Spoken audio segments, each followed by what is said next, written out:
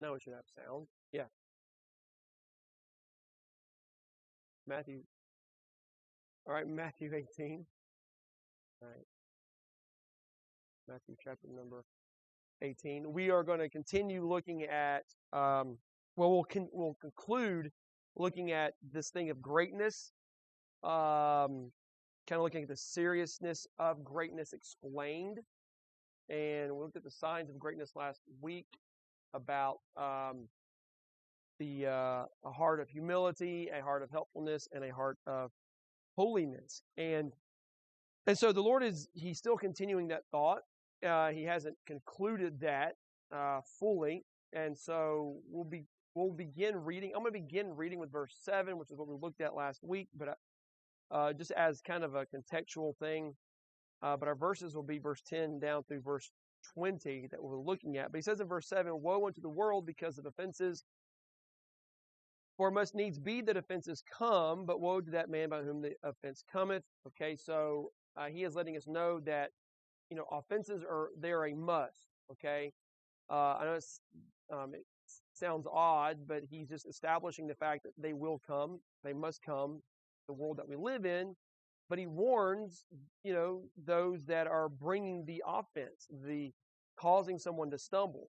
And with contextually, of course, it's about coming to Christ is the idea. So then verse 8, "Wherefore, if thy hand or thy foot offend thee, cut them off and cast them from thee. It is better for thee to enter into life halt or maimed, rather than having 2 hands or 2 feet to be cast into everlasting fire. And if thine eye offend thee, pluck it out, cast it from thee. It is better for thee to enter into life with 1 eye, rather than having 2 eyes to be cast into hell fire." This is where we'll begin to dive into this tonight. And this is where we see the explanation for the disciples. So he's going to explain to them the seriousness of greatness and becoming a great person. Okay, it sounds odd to say, but he says, "Take heed that ye despise not one of these little ones. For I say unto you that in heaven their angels do always behold the face of my Father which is in heaven. For the Son of Man is come to save that which was lost. How think ye?" Or how do you think? "If a man have 100 sheep, and one of them be gone astray, doth he not leave the 99 and goeth into the mountains, and seeketh that which is gone astray? And if so be that he find it, verily I say unto you, he rejoiceth more of that sheep than of the 99 which went not astray. Even so, it is not the will of your Father which is in heaven that one of these little ones should perish." So there's kind of the conclusion as far as this idea of not offending the children. Okay, now he continues with verse 15, "Moreover, if thy brother shall trespass against thee, go and tell him his fault between thee and him alone. If he shall hear thee, thou hast gained thy brother. But if he will not hear thee, then take with thee 1 or 2 more, that in the mouth of 2 or 3 witnesses every word may be established. And if he shall neglect to hear them, tell it unto the church. But if he neglect to hear the church, let him be unto thee as an heathen man and a publican. Verily I say unto you, whatsoever ye shall bind on earth shall be bound in heaven, and whatsoever ye shall loose on earth shall be loosed in heaven. Again I say unto you, that if 2 of you shall agree on earth as touching anything that they shall ask, it shall be done for them of my Father which is in heaven. Where 2 or 3 are gathered together in my name, there am I in the midst of them." Okay, so he's finishing up this idea of greatness, okay? And remember, the whole point is the disciples want to know who is going to be the greatest in the kingdom. All right, so then the Lord corrects them. They need to be converted as little children. That's like when he told Nicodemus, you have to be born again. You actually can't become a little child. You can't actually be born physically again. So this is spiritual. But then he basically is just letting them know that if you want to be great, you must be humble. So a sign of being great, as it were, is someone who's just humble. They're humble in their spirit. They're humble as a child. And then in verse 5 and 6, you help those children. You have a heart of helpfulness. Then beginning in verse number 7, he's dealing with this idea of having a heart of holiness. Now, and so what the Lord is doing here, He is explaining why it is important and imperative that they overcome their arrogance. Okay? And again, the context seems to suggest that their arrogance will be the cause of the children being offended. It may be that they're not reaching the children. It may be in their pride. They don't see the importance of helping the children. It may be they brush the children off. We will actually see this later on in the Lord's ministry when parents bring their children to Christ and the disciples are like, go away, don't bother him. And then he rebukes them again. I mean, he brings it back home. And so the disciples, maybe they're a little slow on the uptake, maybe, they're just not getting it, or they're not, it could be they're not really seeing at this point that they're doing that. And then it actually plays out and they actually see it happening, And so in verse 7 through 9, the Lord warned not to offend the children that believe in Him. Now, the Lord then warns about offenses that simply come in life. Now, again, the context seems to be the offenses that keep people away from Christ. Okay, that seems to be what the Lord is focusing on. Okay, the Lord warns them. Now, the Lord then turns His eyes specifically to the disciples. If there is something in your life, He tells them, that causes you not to come to Christ, it causes you as an individual to stumble in verse 8 and 9, then it needs to be removed. If there is something that keeps you from humbling yourself as a child, then that needs to be removed. And this is, the idea. And this is why He says, it's better to be maimed and then to have both and go to hell. So now in the context of the passage, their pride and arrogance was the cause of the offense. So in verse number 1 and 2, who's going to be the greatest? Okay, that's the offense.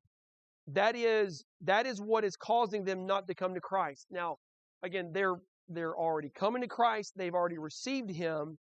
But the Lord is teaching them this principle. And as they learn this principle, they'll pass it on to others, of course, that if there's something in your life hindering you from coming to Christ, it needs to be removed. Okay? Now, what is causing them, in a practical way, in coming to the Lord? Well, it's their pride and their arrogance. And so, what would be the cause of the children stumbling and being offended? Their pride and their arrogance. That seems to be the context that the Lord is focusing on. I keep saying that it seems to be because that's what it is. That's all there is. Okay? Now, so in this, there's a couple of thoughts here that I want you to notice in verse number 10. These verses are fairly straightforward. There is some hyperbole here, but not like cutting your hands off, plucking your eyeballs out. Okay, it's nothing like that.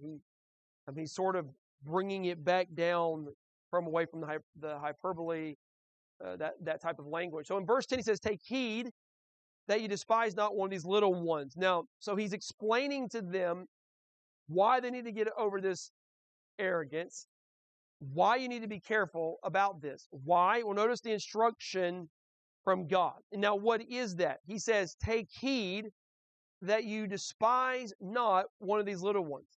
Now the idea of taking heed just simply means to watch, be leery of it, paying attention that you do not despise one of the little ones. The idea of despise means to belittle or to look down on. Don't belittle the children. Don't look down on the children. Don't ignore the children. Make sure that you are aware of them.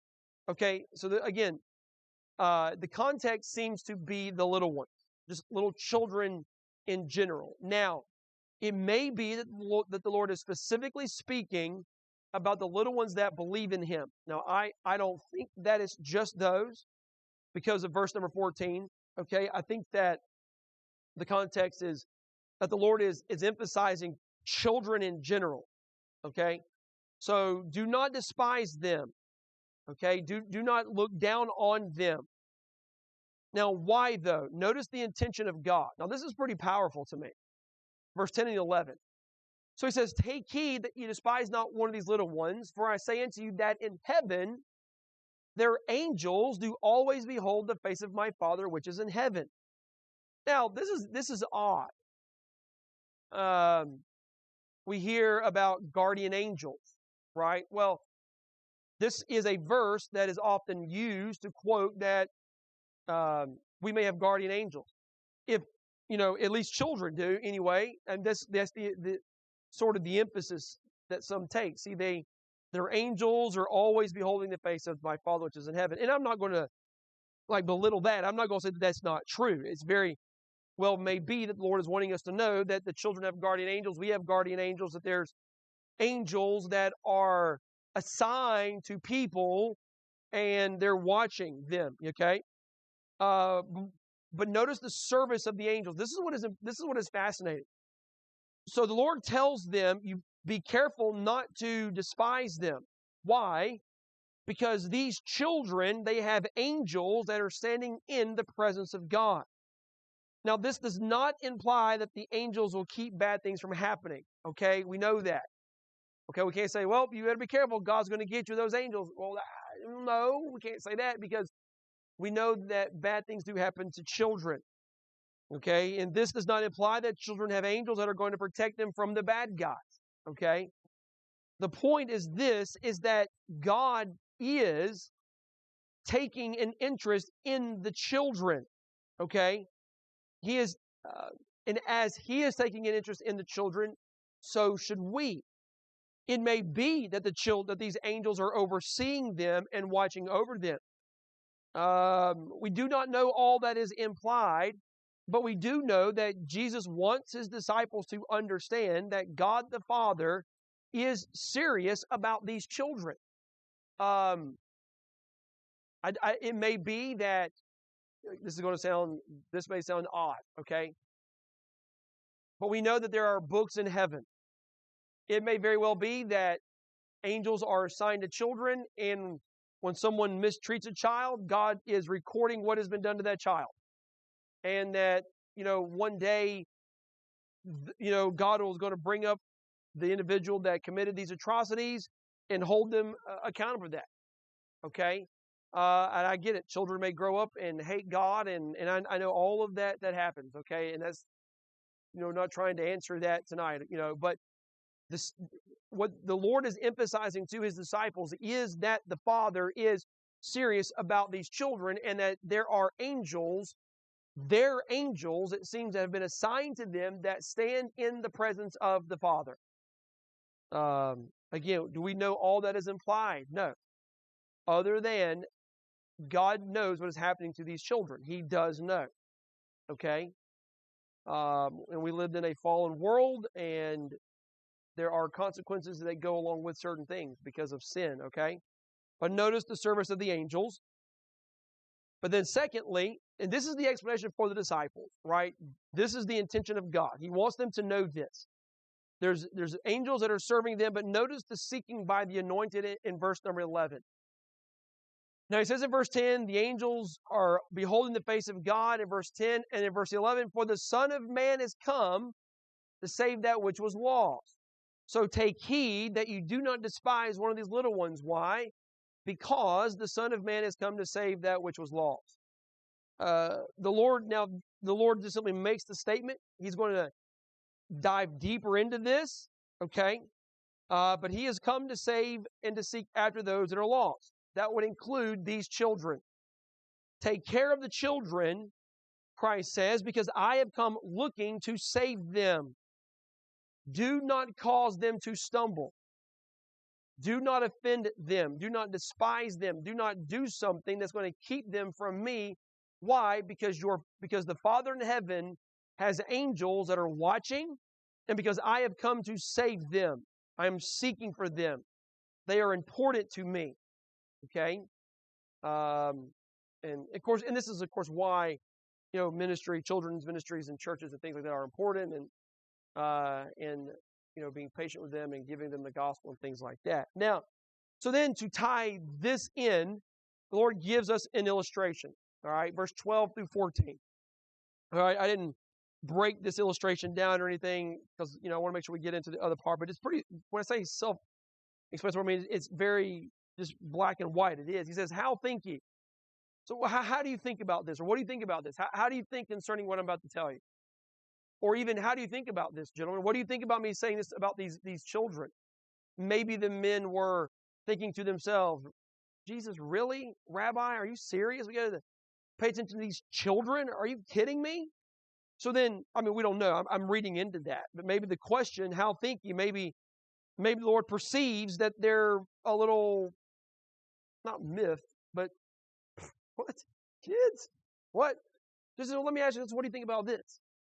If a man have 100 sheep, and one of them be gone astray, just one, doth he not leave the 99 and go into the mountains and seeketh that which is gone astray? All right, guys, listen, we live in shepherd country. Okay? You see the shepherds over there. Let me ask you a question. He has 100 sheep and one of them gets lost. Does he not leave those 99 to look for the one? Well, yeah, they know that. The shepherds do that. Verse 13, and if so be that he find it. And if he finds it, verily I say unto you, he rejoiceth more of that sheep than of the 99 which went not astray. Now, the Lord is not saying that, that the one is more valuable than the 99 because the shepherd sees all 100 sheep as equal and as valuable. But the point that the Lord is making in verse number 13 is that he is rejoicing more over the one that was lost and almost died and was in peril than the ones that were safe. Well, sure. So then he says in verse 14, even so, just like this shepherd, it is not the will of your Father which is in heaven that one of these little ones should perish. Now, this is eternal. This is not just a physical death. This would be them not getting to Christ. This would be them being offended. This would be something keeping them from coming. Now, understand, this is what I mentioned this on Sunday morning. Okay? This is challenging. This is difficult, I know. But does every child in this world come to Christ? The answer would have to be no. Is it the will of the Father to save all of them? Yes. Does he save them all? All of the ones that come to him. But if they don't, then he does not. Is it a lack of his will? No. He's made a way. He has angels that are attending to them, that lets him know what is taking place. Not that the Father needs that, but he's showing us that there's angels ministering to them and that Christ has come to the earth to seek and to save them. Of course, that would be through our gospel witness. Now, okay, that's how the gospel goes through. Us telling the children, us telling other people. And so, it is not the will of the Father that any of these little ones, that they perish. Okay? And so, he is warning his disciples. Do not allow pride and arrogance to get in your way that's going to cause these little ones to stumble. Maybe it's your lack of humility. Maybe it's your lack of helpfulness. Maybe it's your lack of holiness in your life. But something, gentlemen, is keeping the children from me through your life. He says you need to be very careful with this. He's warning them and explaining to them how important the children are to him. Now, he doesn't stop though. He is continuing to explain this idea of greatness. Now, he does something a bit, not odd, but a bit odd, actually. He is going from offending children to offended brothers. Now, although he never uses the word offended in verse 15 down through verse number 20, he's dealing with the same idea. Now, he gives an example that shows their greatness, like in action. Not just with the children, but then with us, with one another. And the example is this: are they willing to talk things through and to make things right? Now, the Lord seems to be taking all of these signs of greatness and putting them into practice in these verses. he seems to be giving some practical wisdom. Okay, now the signs of greatness are all connected here in this passage: humility, helpfulness, holiness. Okay, the sign of helpfulness is that we do not allow something in our lives to hinder or cause, a little child to be hindered. Of course, that is before, but now in verse 15, he is kind of showing us this greatness in action.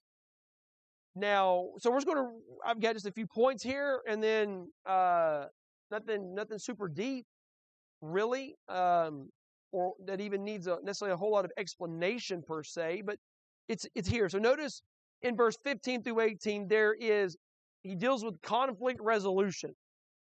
Now, it is really important to remember and to understand that the conflict resolution that he is dealing with is between members of the church.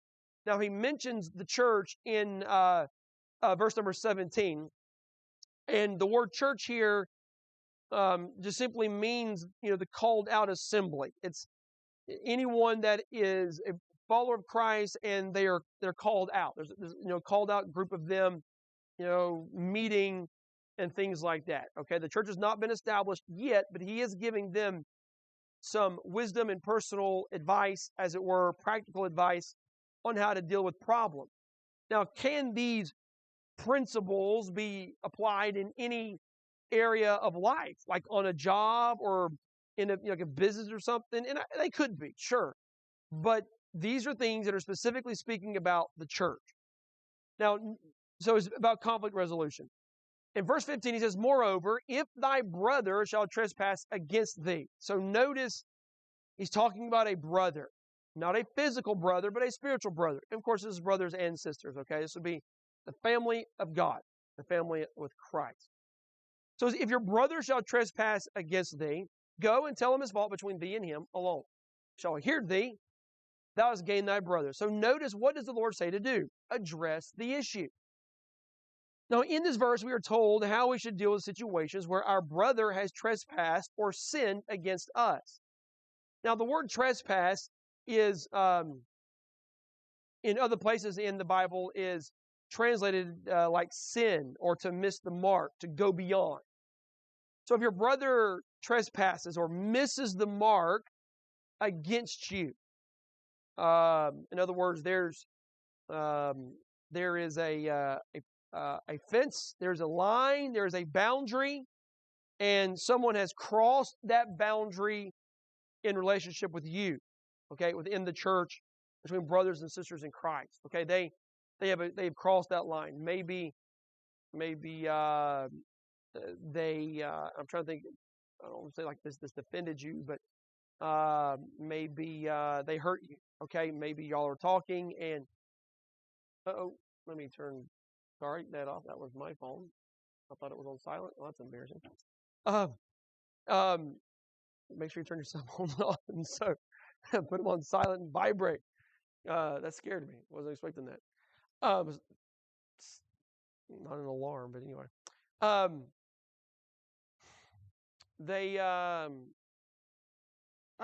Maybe they lie to you. Maybe something like that. They lie to you. Maybe when they say they hurt your feelings, I don't mean like a petty thing, but I mean like they really truly hurt you. They said something, they didn't know about a situation, and you overheard them talking about you, or you found out they had gossiped about you, or they lied about you or something. Okay, they like really overstepped something. Okay, now, so this is a very difficult thing. Now, why is this a difficult thing? So the Lord is calling for us to deal with the problem between those who have a problem. Now, he's telling them, don't gossip, don't disciples, Peter, James, and John. Peter, if James hurts you, you go to James and talk about it. Don't go to John. And this is what's going on, right? Don't get other people involved. Don't get other people on your side. Go straight to that person that has wronged you and deal with that. Now, that's a big deal. Why? Because you are going to the individual and you're confronting them with the situation. Now, that is never an easy thing to do, because you don't know what's going to happen. Is this person going to hear me? Is this person going to understand me? Or is this person going to think that I'm being petty? Am I being petty? Am I just not being a mature Christian? And, well, this would actually be a mature Christian right here, going to the person and dealing with it. This would be maturity right here, going, not allowing it to fester. Now, sometimes there are things in our life that, as believers, I think that we should try to overlook. I think, when I mean not overlook as in ignore, this individual has trespassed. They have sinned against us in some way. Okay, this isn't like they sat in your seat at church. We don't have that problem here, but whatever. Okay, this is a very serious thing. They have truly done something that needs to be addressed. Okay, they maybe, I know we don't have this. Thank God we don't have this problem here at our church. But maybe it's a man and a woman, and maybe there's this man that is making the moves on a woman in church. You know what I'm saying? Making her feel uncomfortable. She's married and he's married. It's like, whoa. And of course, she tells her husband, which is the right thing to do, And it's like, okay, so listen, we go and we need to, you're trespassing. You are getting involved and doing something that ought not to be being done. Okay? Now, so the Lord says, if he shall hear thee, then you've gained your brother. So if my brother hears me, he understands what has happened. We should apologize, recognize the offense. Love covers a multitude of sin. But I must address the issue. It needs to be addressed, okay? This trespass is not something that can be overlooked. This is not a matter of ignoring it. This is about when a brother has truly caused a problem. This is a problem that is stirring up animosity. Maybe, this actually happens a lot with families, with children. I mean, something is said about a child, or maybe the child, reacts wrongly or whatever. This happens. So now something else on this. So there has to be proof about it. This is not just like having a hurt feelings over a perceived slight. This is a trespass. A clear line has been crossed. I need to be mature, step back. Okay, is this a serious thing? Yes, it is. Then I need to go to them and I need to make this right. We need to listen. You've offended me, or you've trespassed against me. What you've done is wrong. And I believe it's sin against God, and you've trespassed against me. The brother hears you. You know what, man? I'm sorry, sister. I'm sorry. You're right. I shouldn't have done that, and please forgive me. And I want to make it right. And I don't want this to hinder us.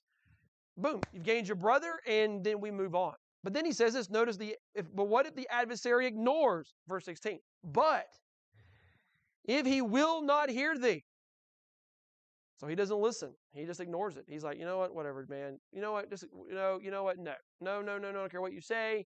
I wasn't wrong in this, or you're just making something up, or you know what, no, I don't care. Get over it, whatever. Then take with thee one or two more. So you take one or two people with you. And you do it the first time, you do it alone. You're not trying to make a scene, right?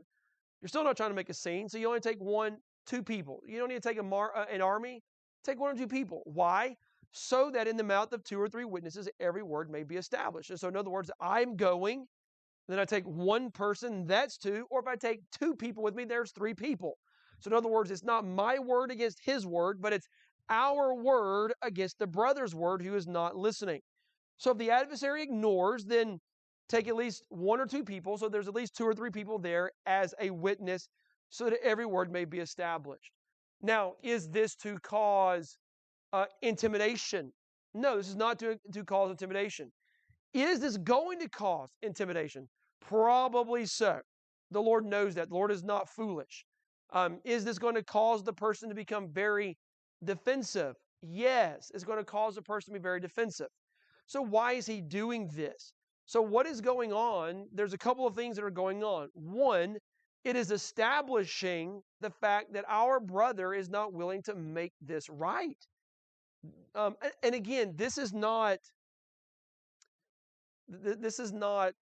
he made a comment about somebody's hair being funky looking. That's, man, dude, what'd you do to your hair? No. Okay. I mean, this is a serious offense. He lied about me. I heard that you lied about me. You You told Joe that I said this, and that is just a bald-faced lie, and you know it. Well, I don't care. So then I go and I get, listen, we're having this issue. We got to make this right. He's accusing me of this. This is not what happened. Okay. And then, so not only is it to establish it, that this man is unwilling to change, but it is in verse number 17, it gives the opportunity for him to make it right there. So notice the advocate's insight. So then in verse 17, and if he shall neglect to hear them. So the Lord knows. Listen, you want to establish it, but you also understand that he's probably going to ignore you. He's going to neglect to hear you. Why? Because now he's going to feel like he's being teamed up. No doubt. Okay? And so the approach needs to be right. The approach needs to be in love. The approach needs to be, we want to restore this. You've offended me. You've harmed me. You've hurt my reputation, my character, whatever. Okay. So the advocate's insight. So he says, tell them, if he shall neglect to hear them, tell it unto the church. So now you go to the church, the assembly of the believers. But if he neglects to hear the church,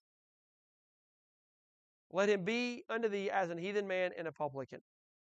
Now, verse 15, one person goes. Verse 16, there's 2 or 3 goes. And then in verse 17, the entire church and body of believers know. And so what does he do? He's neglecting to hear them. Now, and then the church is to treat this man as a heathen. That says like a Gentile. That would be that's simply an unbeliever, one that does not believe in God, or as a publican. It doesn't mean that the brother has lost his salvation. It doesn't mean that the brother is no longer a brother in Christ. It just simply means that you do not welcome him into the fellowship here. Okay, you have to treat him as such. You are not treating him like he has a disease, but you let him know you're not welcome to have fellowship with us. Okay, you have to make this right. Now, so once a brother has been approached by 2 or 3 people and he is refusing to make things right, those witnesses are to go to the community of believers and tell them. The community of the believers will be the advocate for the offended brother. Now, the point of this is so now it's not one's word against another. We have at least 2 other people. Now we have the church, which may only be maybe 5 or 6 people, but we see there's more. The church will treat that man or woman as a heathen or a publican. They're to treat him like he is not one of them. That's very harsh. But the reason, and I believe this all seems to go back within the context of those things that offend other people. I believe the context of this again is, this will cause others not to come to me because of this rift, because you're not willing to make these things right. So in verse 18, the Lord seems to be suggesting that then he says in verse 18, verily I say unto you, whatsoever you shall bind on earth shall be bound in heaven, and whatsoever you shall loose on earth shall be loosed in heaven. So the Lord seems to be suggesting that whatever they bind on earth will be binding in heaven, and whatever they loose on earth will be loose in heaven. The point is that this is very interesting. The point is that what we decide on earth has heavenly and eternal consequences to it. If the church treats the man like he is a heathen, then heaven will treat this man and see this man as a heathen, practically, not positionally. Okay, he's not going to lose his salvation. He's still a brother in Christ. He's still a brother, but they are pushing him to the side. Now, again, there must be proof of these things. This is not, now I do know this. There are some churches, and I know this, that, boy, they just love to do this. I say they love to do it. Let me rephrase that. They seem like they love to do this. I mean, if there's a little problem or whatever, bring him, we got to bring this guy before the church, and, we need to church him. We need to excommunicate him. No, this is a very serious thing.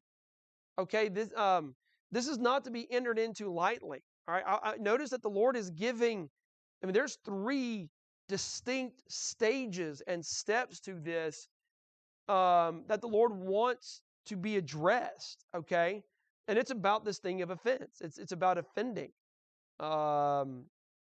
and bringing all of this together. And then, which I think is again, very interesting, that notice the confidence in request in verse 19 and 20, and we're about finished. He says, again, I say unto you, that if two of you shall agree on earth, as touching anything that they shall ask, it shall be done for them of my Father which is in heaven. For where two or three are gathered together in my name, there am I in the midst of them. Now, why? Okay, so the Lord is attaching the promise and the privilege of prayer with this idea of addressing these issues. Now, why is that? So check this out in verse number 19. Okay, if two of you shall agree on earth as touching anything. So this is kind of backing into verse number 18. That what we agree on the earth is going to be agreed on in heaven. But then that is branching off this idea that there's problems, that there may be problems in the church. So how can the body of believers unite on praying on something when there's an offense in the church? So he's saying, deal with this offense. Let's make it right. Why? Because he's telling his disciples, men, just two or three of you get together, two or three of you can move. You can move heaven. You can pray and God will answer your prayer. But no, you have to agree on it. We agree that this is serious. We agree that this needs to happen. The Father says, I'll answer it. Now, listen, we know. Now, when we read these verses, okay, now, it's not hyperbole. I don't want to say that. Okay, but we also, though, do know from other places in the New Testament that we don't always get what we pray for. Okay? So the encouragement here to pray is not you will get whatever you ask for. The encouragement is for them to pray to their Father that will hear them. Okay, that He will answer them. Now, He may not give them the exact thing they're asking for, but He's going to answer their prayer. Then he explains it in more detail why in verse 20, for where two or three of you are gathered in my name, he says, I am there in the midst of you. And of course, we know Christ is sitting on the right hand of the Father in heaven. We have us here tonight. He's not in the middle of us because he's in heaven, but the Holy Spirit is in the middle of us. He's here with us, okay? Speaking to our hearts and showing us, things and revealing things to us. So, but this is the Lord building on this idea of greatness. He explains to his men why they need to be careful not to offend the children. Why? Because the angels are there, they're serving, and they're standing in front of him, the Father. I've come to save them. I am seeking for them. Then he tells the disciples, men, when it comes to your relationship, I think it's very interesting because he ends with this. Well, what does he begin with? Well, he's beginning with who's the greatest in the kingdom? Two gentlemen. Guys, there's nobody's going to be greatest. This is the sign of greatness. And put these things in practice in your life. Talk with each other. Deal with it. Understanding that, guys, there's power with just you few. There's 12 of you, but just 2 or 3 of you guys can make this right. Can do great things, can do powerful things, and whatever you agree on the earth will be bound in heaven. It's very, very, very powerful. So, but then next week, poor Peter, verse 21, it says, then came Peter to him and said, Lord, how often shall my brother sin against me? So he's reaching back to what he just said about the trespass. Well, how often should I forgive him? Peter, are you keeping account? I mean, that's what he's doing. He's keeping account. And, of course, the Lord's going to give him instruction. We're going to look at that. So that's a very interesting passage there. It gives us some more interesting things. But anyway, I hope that, you understand these verses a little more. I mean, they are, when I say straightforward, I mean, these are the things he's dealing with. And so, when there are issues within people in the church and things like that, we need to deal with them. We need to confront them. And typically, I say typically, I think, so how does this work, right? So